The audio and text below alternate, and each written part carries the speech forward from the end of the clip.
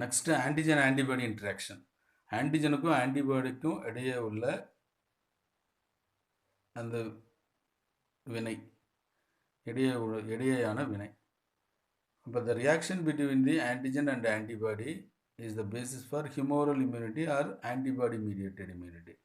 அப்போ ஆன்டிஜனுக்கும் ஆன்டிபாடிக்கும் இடையே உள்ள அந்த வினையினால் இது திரவ வழி இல்லைன்னா ஆன்டிபாடி மீடியேட்டட் இம்யூனிட்டிக்கு அடிப்படையாக அமைகிறது அப்படின்னு சொல்கிறாங்க. The reaction between the antigen and antibody occurs in 3 stages. 3 காரணிகளால் இந்த வினைகள் நடக்குது. During the first stageல பார்த்தீங்கன்னா the reaction involve the formation of antigen antibody complex. முதல் வினையில் ஆன்டிஜனும் ஆன்டிபாடி ஒரு கூட்டமைப்பு உருவாகிறது. அடுத்த ஸ்டேஜில் பார்த்தீங்கன்னா லீட்ஸ் டு விசிபிள் ஈவெண்ட்ஸு, கண்ணுக்கு தெரியக்கூடிய சில நிகழ்வுகள் நடக்கும். ப்ரிசிப்டேஷன், அக்ளுட்டினேஷன் இதெல்லாம் நடக்கும். ப்ரிசிப்டேஷன் அப்படின்னா வீழ்படிவாகிறது, அக்ளுட்டேஷன்னா திரட்சி அடைதல். ஸோ இந்த மாதிரி வினைகள்லாம் நடக்கும். ஃபைனல் ஸ்டேஜில் பார்த்தீங்கன்னா அது destruction of antigen or its neutralization, அந்த ஆன்டிஜன் அழிக்கப்படுகிறது இல்லைன்னா அது சமநிலைப்படுத்தப்படுகிறது. ஸோ இந்த மாதிரி 3 காரணிகள் 3 ஸ்டேஜஸில் நடக்கும், 3 நிலைகளில் நடக்குது. ஸோ ஃபஸ்ட்டு பார்த்தீங்கன்னா binding force of antigen antibody reaction. Antigen antibody வினைகளுக்கு இடையே உள்ள அந்த ஈர்ப்பு, அந்த விசை என்ன, இணைப்பு விசை என்ன, பைண்டிங் ஃபோர்ஸ் அப்படிங்கிறது இணைப்பு விசை. இணைப்பு விசை எப்படி இருக்குது அப்படிங்கிறத நம்ம பார்க்கலாம். த binding force between antigen and antibody, அந்த ஆன்டிஜனுக்கும் ஆன்டிபாடிக்கும் இடையே உள்ள அந்த இணைப்பு விசை அது 3 காரணிகளால் நடக்குது. ஒன்று ஆன்டிஜனுக்கும் ஆன்டிபாடிக்கும் இடையே உள்ள நெருக்கம், closeness between the antigen and antibody. அடுத்து நான் கோவலன்ட் பாண்ட்ஸ், சகப்பிணைப்பு அல்லாத அல்லது இன்டர்மாலிகுலர் ஃபோர்ஸஸ், மூலக்கூறுகளுக்கு இடையேயான விசை, மூலக்கூறுகளுக்கு இடையேயான விசை அது intermolecular forces. And affinity of antibody, ஆன்டிபாடியோட அந்த ஈர்ப்பு. ஸோ இந்த 3 காரணிகள் ஆன்டிஜனும் ஆன்டிபாடியும் இணையறதுக்கு உண்டான அந்த பிணைப்பு விசை. அப்போ when antigen and antibody are closely fitted, strength of binding is great. அப்போ ஆன்டிஜனும் ஆன்டிபாடி நெருக்கமாக அமையும் போது அதனோட வலிமை அதிகமாக இருக்கும் அப்படின்னு சொல்கிறாங்க. அது ஆன்டிஜனும் ஆன்டிபாடியும் தூரமாக இருக்கும்போது அதனோட வலிமை குறைவாக இருக்கும். அதுதான் சொல்கிறான். when they are apart, தூரமாக இருக்கும்போது ஆன்டிஜனும் ஆன்டிபாடியும் தூரமாக இருக்கும்போது binding the strength is low அப்படிங்கிறான். So the bonds that holds the antigen to the body antibody combining site, இப்போ அந்த ஆன்டிஜனுக்கும் ஆன்டிபாடிக்கும் இடையே உள்ள அந்த பிணைப்பு, அந்த பாண்ட்ஸ் எப்படி இருக்குன்னா அதுக்கு இடையே உள்ள அந்த பகுதி ஆன்டிஜனுக்கும் ஆன்டிபாடிக்கும் இடையே உள்ள அந்த பிணைப்பு இடம் நான் கோவலண்ட் நேச்சரில் இருக்குது, சகப்பிணைப்பு அல்லாத பிணைப்பாக அது இருக்குது. எதெல்லாம் சகப்பிணைப்பு அல்லாத பிணைப்புகள் அப்படின்னு கேட்டால் hydrogen bonds, electrostatic bonds, van der Waals forces and hydrophobic bonds, இதெல்லாம் ஆன்டிஜனுக்கும் ஆன்டிபாடிக்கும் இடையே இருக்கக்கூடிய அந்த கம்பைனிங் சைட், அந்த பாண்ட்ஸ் அப்படின்னு சொல்லலாம். ஸோ நெக்ஸ்ட்டு ஆன்டிபாடி அஃபினிட்டின்னு ஒன்று சொன்னோம் இல்லையா, அந்த தேர்டு ஃபேக்டர், அந்த இது பார்த்தீங்கன்னா அந்த ஈர்ப்பு, ஆன்டிபாடிக்கு உண்டான ஈர்ப்பு is a strength of the reaction between ஒரு ஆன்டிஜெனிக் நிர்ணய மூலக்கூறுகளுக்கும் அந்த ஆன்டிபாடி பிணைப்பிடத்திற்கும் இடையே உள்ள அந்த வலிமை தான், அதுதான் அந்த ஈர்ப்பு அப்படின்னு சொல்கிறாங்க. அப்போ antibody affinity is the strength of the reaction between the single antigenic determinant. ஒரு ஆன்டிஜன் டிட்டர்மினன்ட் அந்த நிர்ணயிக்கக்கூடிய அந்த இடத்துக்கும் அண்ட் சிங்கிள் ஒரு combining site of the antibody, அந்த ஆன்டிஜன் பிணைப்பிடத்துக்கும் இடையே உள்ள அந்த வினை தான், அந்த வலிமை தான் ஆன்டிபாடி அஃபினிட்டி அப்படின்னு சொல்கிறாங்க. ஸோ இது இந்த ஆன்டிஜன் ஆன்டிபாடி ரியாக்ஷனோட பயன்பாடுகள் என்ன, எங்கெங்கெல்லாம் இது பயன்படுது அப்படின்னு கேட்டால், to determine the blood groups for transfusion, இரத்த பரிமாற்றத்தின் போது இரத்த வகைகளை வந்து நிர்ணயிக்கிறதுக்கு இது பயன்படுது. To study serological ascertainment of exposure to infectious agents, தொற்று கிருமிகளை கண்டறிவதற்காக சீரம் சார்ந்த உறுதிப்படுத்தும் சோதனையில் இது பயன்படுது. இது தொற்று கிருமிகளை கண்டறிவதற்காக சீரம் சார்ந்த உறுதிப்படுத்தும் சோதனையில் இது பயன்படுது. To develop immunoassay for the quantification of various substances, அதாவது அயல் பொருட்களை, அயல் மூலக்கூறுகளை வந்துட்டு கண்டறிவதற்காக தடைக்காப்பு மதிப்பீட்டிலான சோதனைக்கு இது பயன்படுது. To detect the presence or absence of protein in serum, சீரத்தில் புரதம் இருக்கிறதா இல்லையா என்பதை கண்டறிவதற்கான சோதனையில் இது பயன்படுது. To determine the characteristics of certain immunodeficiency disease, சில தடைக்காப்பு குறைவு நோய்களில் உள்ள பண்புகளை கண்டறிவதற்கான சோதனையில் இது வந்துட்டு பயன்படுகிறது. இந்த ஆன்டிஜன் ஆன்டிபாடி ரியாக்ஷன்ஸ் வந்து பயன்படுகிறது அப்படிங்கிறது தான் இதனோட அப்ளிகேஷன்ஸ். ஸோ 1 2 3 4 5 இந்த இது வந்து இந்த அப்ளிகேஷன்ஸ் வந்து கண்டிப்பாக கேட்பாங்க. நல்லா தரவாக படித்து வச்சுக்கோங்க. இதை திரும்ப திரும்ப இந்த வீடியோவை கேட்டு தரவு பண்ணி வச்சுக்கோங்க. ஓகே, நெக்ஸ்ட் வந்து different types of antigen and antibody reactions. அந்த ஆன்டிஜன் ஆன்டிபாடிக்குடைய வினைகளோட வகைகள் என்ன அப்படின்னு சொல்கிறாங்க. The reaction between soluble antigen and antibody, அப்போ கரையக்கூடிய ஆன்டிஜனுக்கும் ஆன்டிபாடிக்கும் இடையில் உள்ள அந்த வினை தான் ஒரு தெரியக்கூடிய, கண்ணுக்கு தெரியக்கூடிய ஒரு பிரிசிப்டேட் ஃபார்மேஷன் உருவாகுது, ஒரு வீழ்படிவாகுதல் வந்து உருவாகிறது. அதுக்கு பேர் வந்து பிரிசிப்டின் ரியாக்ஷன், வீழ்படிவாக்கல் வினை அப்படின்னு அர்த்தம். Antibodies that bring about a precipitate formation and reacting with the antigen are called precipitants அப்படின்னு பேர். அப்போ எந்த ஆன்டிபாடிஸ் வந்து அந்த வீழ்படிவாக்களை உருவாக்குதோ, ஆன்டிஜனோட சேர்ந்து வினையை ஏற்படுத்தி அந்த வீழ்படிவாக்களை உருவாக்குதோ, அந்த ஆன்டிபாடிக்கு பேர் பிரிசிப்டின் அப்படின்னு பேர். ஓகே, நெக்ஸ்ட் வந்துட்டு ஸோ அந்த ஆன்டிஜன் ஆன்டிபாடி இன்ட்ராக்ஷனோட அந்த இதெல்லாம் கொடுத்துருக்கோம், டயக்ராம்ஸ் கொடுத்துருக்கோம். நியூட்ரலைசேஷன், அக்ளூட்டினேஷன், பிரிசிப்டேஷன் அப்படின்லாம், காம்ப்ளிமெண்ட் சிஸ்டம் அப்படின்னு. ஸோ இது சிம்பிள் டயக்ராம் தான். ஸோ இதெல்லாம் வந்துட்டு என்ஹான்ஸ் த ஃபேகோசைட்டோசிஸ், இது நியூட்ரலைசேஷன், அக்ளூட்டினேஷன், பிரிசிப்டேஷன் அதெல்லாம். அடுத்து வந்துட்டு leads to inflammation, cell lysis, இதுக்கெல்லாம் வந்துட்டு இந்த ரியாக்ஷன்ஸ் தேவைப்படுது. So whenever a particulate antigen, particulate துகள்களுடைய ஆன்டிஜன், அதான் வந்துட்டு particulate antigen interacts with its antibody, it would result in a clumping or agglutination. இது வந்துட்டு என்ன ஆகும், திரிபடைய செய்தல், அதான் வந்து திரட்சி அடைஞ்சிரும், திரட்சி அடைய செய்தல் அப்படின்னு சொல்லலாம். எல்லாம் ஒன்றோட ஒன்று ஒட்டிக்கும், அதுதான் வந்துட்டு கிளம்பிங் அப்படின்னு பேர். அப்போ துகள்களுடைய ஆன்டிஜன் வந்து ஆன்டிபாடியோட வினை புரியும் போது இது வந்துட்டு அக்ளூட்டினேஷன் நடக்கும், அது பார்ட்டிகுலேட் ஆன்டிஜன். ஸோ இது வந்துட்டு என்ன சொல்கிறோம் அப்படின்னு கேட்டால், which is called agglutination reaction, திரட்சி அடைதல் வினை அப்படின்னு சொல்கிறோம். அப்போ எந்த ஆன்டிபாடி, இந்த antibody involve in bring about agglutination reaction, எது வந்துட்டு திரிபடை செய்யக்கூடிய வினையை எந்த ஆன்டிபாடி உருவாக்குதோ அதுக்கு பேர் அக்ளூட்டினின், அந்த ஆன்டிபாடிக்கு பேர் அக்ளூட்டினின் அப்படின்னு பேர். நெக்ஸ்ட் வந்து ஆப்சனைசேஷன் ஆர் என்ஹான்ஸ்டு அட்டாச்மெண்ட், மேல் பூச்சாக்கம் அப்படின்னு பேர் தான் ஆப்சனைசேஷன் அப்படின்னு பேர். ஒரு பேத்தோஜன் உள்ள நுழையுது, உடலுக்குள்ளே நுழையுது அப்படின்னு கேட்டால், அந்த அந்த பேத்தோஜன் மேலே வந்துட்டு இந்த ஆன்டிபாடிஸ் வந்து மேலே வந்து அப்படியே மேல் பூச்சாக அப்படியே அது மேலே பரவிடும்.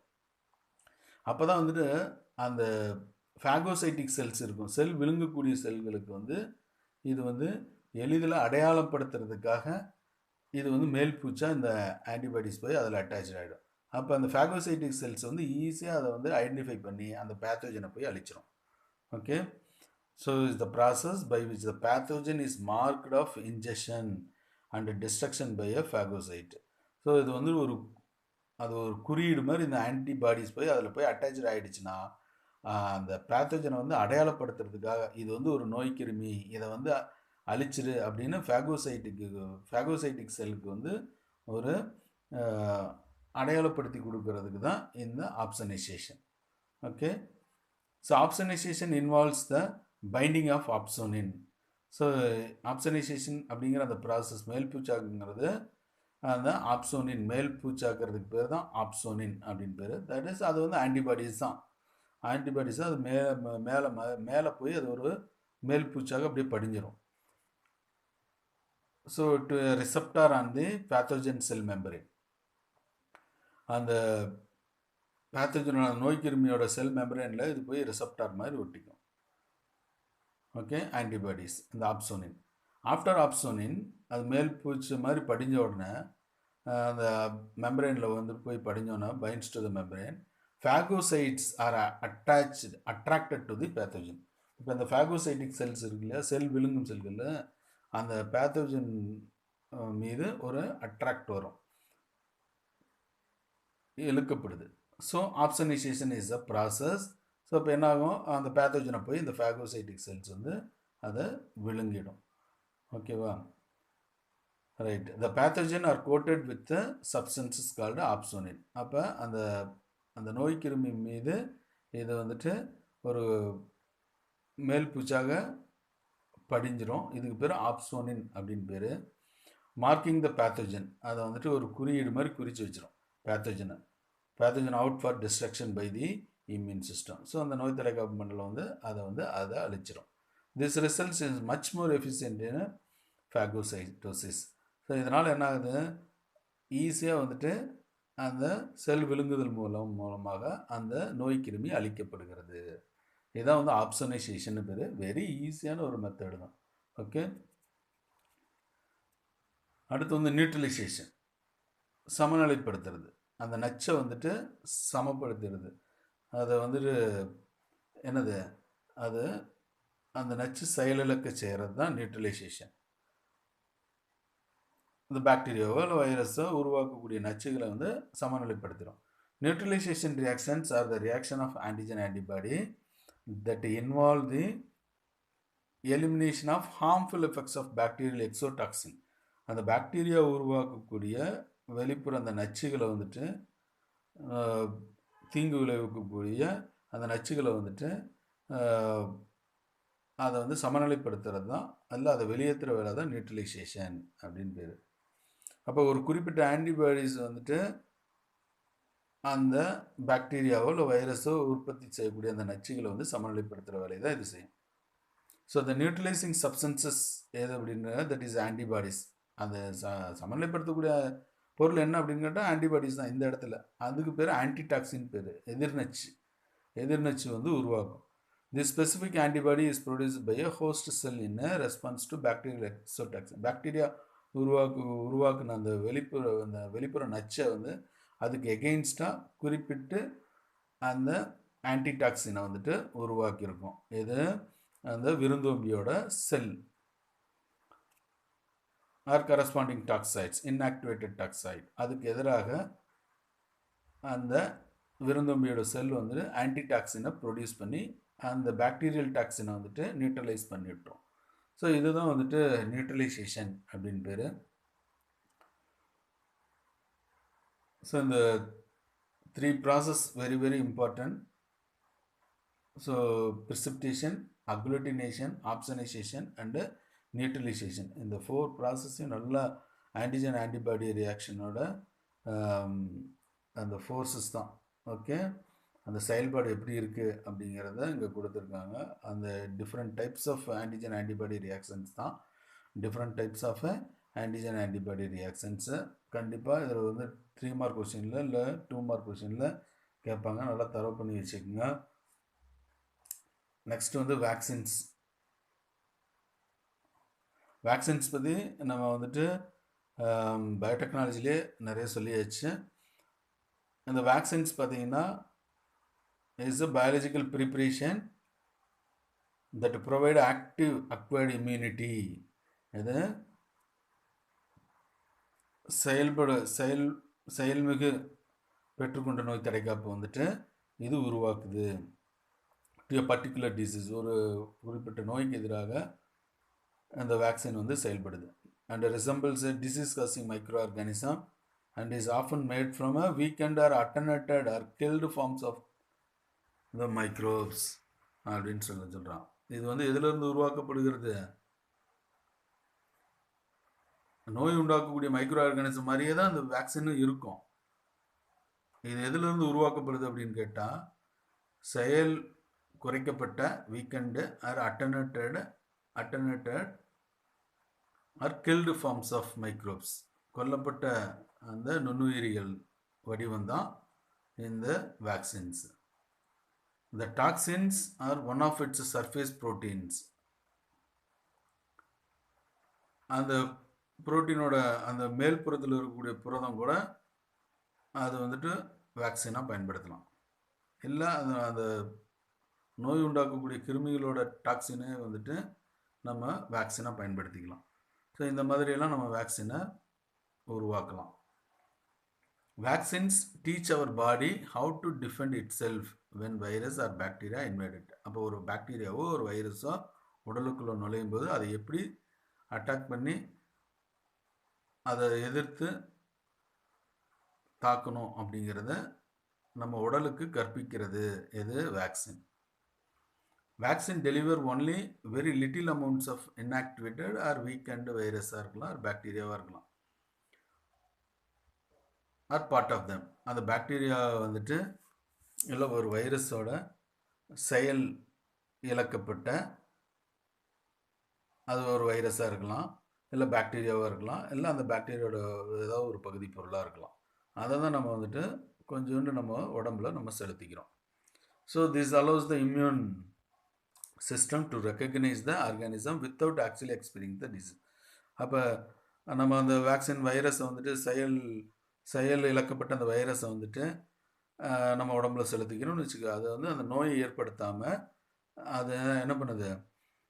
அந்த நோயை ஏற்படுத்தாமல் அதுக்கு உண்டான அந்த நோய் கிருமிகளை மட்டும் அடையாளப்படுத்தி அதுக்கு எதிராக செயல்படுது.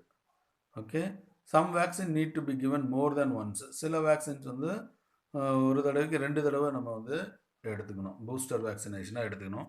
To make sure the immune system can overcome a real infection in the future. மேற்கொண்டு எதிர்காலத்தில் அந்த நோய் வந்து நம்மளை தாக்காத அளவுக்கு இம்யூன் சிஸ்டத்தை வந்துட்டு அந்த நோய் தடைக்காப்பு மண்டலத்தை நம்ம வந்து டீச் பண்ணி வச்சுக்கிறோம். வேக்சின் இனிஷியேட் த இம்யூனைசேஷன் ப்ராசஸ். அதனோட நோய் தடைக்காப்பு செயல்களை வந்துட்டு தூண்டி விடுது வேக்சின்.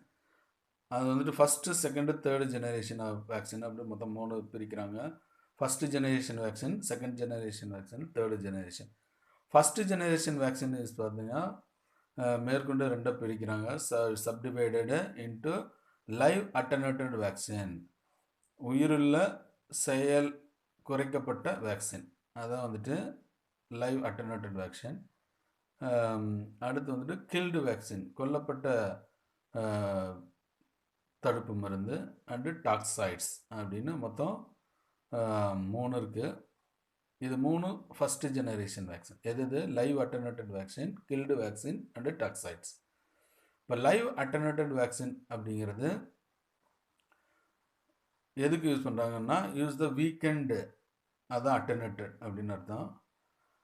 வயதான அதனோட நோய் தடைக்காப்பு நோய் உண்டாக்கக்கூடிய திறன் குறைந்த வைரஸ்லேருந்து எடுக்கிறது தான் இந்த weekend அட்டனேட்டட் vaccine, live attenuated vaccine அப்படின்னு பேர்.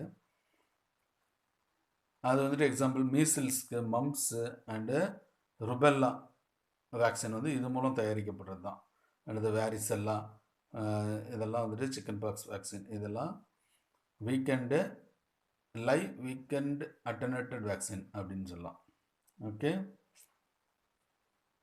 அடுத்து வந்து கில்டு இன்ஆக்டிவேட்டட் வேக்சின், செயல் இழக்கப்பட்ட கொல்லப்பட்ட மருந்து, அந்த தடுப்பு மருந்து.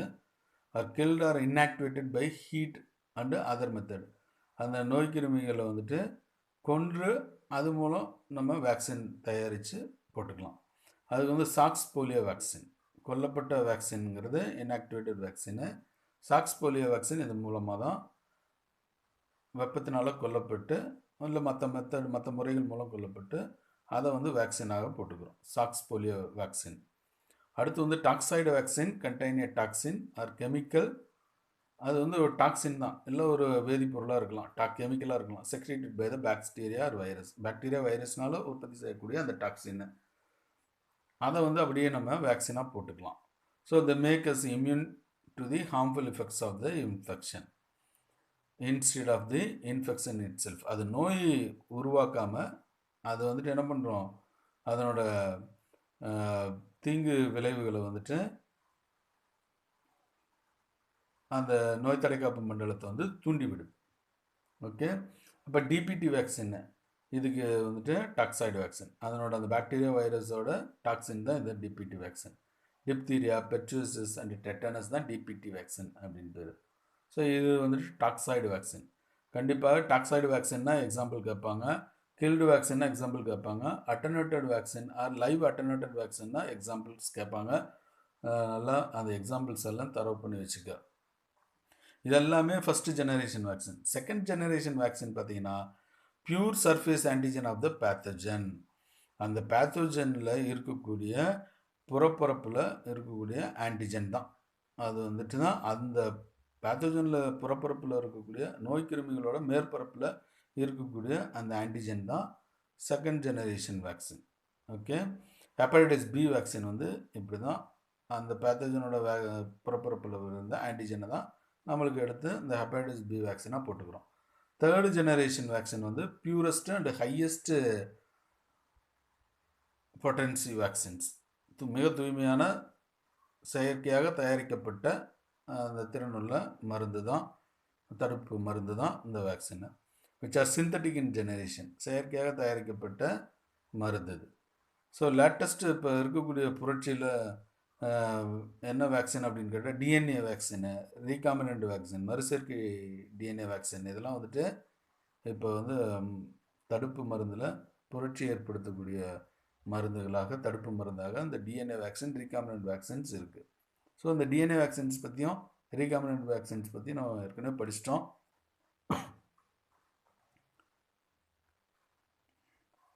நெக்ஸ்ட் வந்து vaccinotherapy is the method of use of vaccine for treatment of disease. So எப்படி வந்து அந்த வேக்சினை யூஸ் பண்ணுறது, நோய்க்கு எதிராக சிகிச்சை பெறுவதற்காக இந்த வேக்சினை எப்படி யூஸ் பண்ணுறது அப்படிங்கிறத பற்றி படிக்கிறது தான் வேக்சினோதெரப்பி. டாக்டர் எட்வர்ட் ஜென்னர் வந்து prepare the first vaccine for smallpox. பெரியமைக்கு எதிராக முதல்ல வந்துட்டு எட்வர்ட் ஜென்னர் 1796 அந்த தடுப்பு மருந்து கண்டுபிடிச்சார். Polio vaccine was developed by doctor Jonas Salk அப்படிங்கிறவர் தான் போலியோவுக்கு எதிராக வேக்சினை வந்து கண்டுபிடிச்சார். அது வந்து இன்ஆக்டிவேட்டட் மைக்ரோ ஆர்கானிசம் மூலம் கண்டுபிடிச்சார்.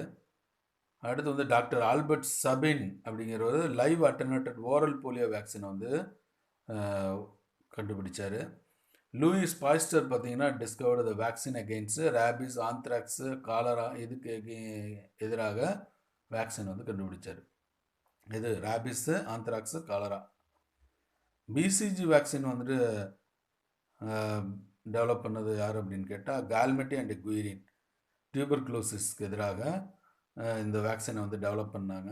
இந்த இயர் 1908 ஃப்ரான்ஸில் இந்த மருந்தை வந்துட்டு, இந்த தடுப்பு மருந்தை கண்டுபிடிச்சாங்க. ஸோ கண்டிப்பாக இது எல்லாமே 1 மார்க் கொஸ்டினில் 2 மார்க் கொஸ்டினில் கேட்பாங்க. நெக்ஸ்ட் வந்து வேக்சினைசேஷன் அண்ட் இம்யூனைசேஷன். வேக்சினைசேஷன் அப்படிங்கிறது is the process of administering a vaccine to the body. நம்மளுக்கு வந்துட்டு அந்த தடுப்பு மருந்தை நம்ம உடலுக்குள்ளே செலுத்தக்கூடிய அந்த செயலுக்கு பேர் தான் வேக்சினைசேஷன் அப்படின்னு பேர். Or the act of introducing the vaccine into the body to produce immunity to a specific. ஒரு குறிப்பிட்ட நோய்க்கு எதிராக நம்ம வந்துட்டு அந்த நோய் தடைக்காப்பை உற்பத்தி செய்கிறதுக்காக நம்ம அந்த வேக்சினை, தடுப்பு மருந்தை உடலுக்குள்ளே செலுத்துறதுக்கு பேர் தான் வேக்சினைசேஷன் அப்படின்னு பேர். இம்யூனைசேஷன் அப்படிங்கிறது இது வந்து ஒரு செயல் தான். Is the process of the body build up immunity to a particular disease. அப்போ ஒரு குறிப்பிட்ட நோய்க்கு எதிராக நம்மளோட நோய் எதிர்ப்பு திறன் அதிகமாகிறதுக்காக நம்ம உடம்புல செலுத்தக்கூடிய அந்த செயலுக்கு பேர் தான் இம்யூனைசேஷன் அப்படின்னு பேர். அப்போ இம்யூனைசேஷன் எதை விளக்குது? Describe the actual changes in the body after receiving the vaccine. அந்த தடுப்பு மருந்து உடலுக்குள்ளே செலுத்ததுக்கு அப்புறம் உடலுக்குள்ளே என்னென்ன வகையான மாற்றங்கள் நடக்குது அப்படிங்கிறத அதை பற்றி விளக்குறது தான் இம்யூனைசேஷன். அப்போ vaccine works by fighting the pathogen and then recording their memory system. அப்போ வந்து இந்த தடுப்பு மருந்து என்ன பண்ணுதுன்னா பேத்தோஜனோட சண்டையிட்டு போராடி அதுக்கப்புறம் அதை வந்து நினைவில் வச்சுக்குது. அதே மாதிரியான அந்த பேத்தோஜன் வந்து உள்ளே நுழையும் போது அந்த பேத்தோஜன் வந்து உள்ளே நுழையும் போது உடலுக்குள் நுழையும் போது சீக்கிரமாக அதை எலிமினேட் பண்ணிவிடும். ஏன்னா ஃபஸ்ட்டு அட்டாக் பண்ணும்போது அதை மெமரியில் வச்சுக்கும் அந்த வேக்சினை, தடுப்பு மருந்து. அதுக்கப்புறம் செகண்ட் டைம் அதே பேத்தோஜன் உள்ளே நுழையும் போது அதை வந்து குயிக்காக எலிமினேட் பண்ணிவிடும். Once the body is able to fight against the disease. அப்போ ஒரு தடவை நோய்க்கு எதிராக நம்ம உடம்பு போராடி ஜெயிச்சிருச்சு அப்படின்னா நம்மளோட நோய் தடைக்காப்பு திறன், நம்மளோட இம்யூன் கெப்பாசிட்டி நல்லா டெவலப் ஆகிடுச்சு அப்படின்னு அர்த்தம். அப்போ body being immunized against the disease, அந்த நோய்க்கு எதிராக நம்மளோட உடம்பு வந்து நோய் தடைக்காப்பு திறன் பெற்று விட்டது அப்படிங்கிறது இது மூலம் நம்மளுக்கு தெரிஞ்சுக்கலாம். Okay, will see the next video.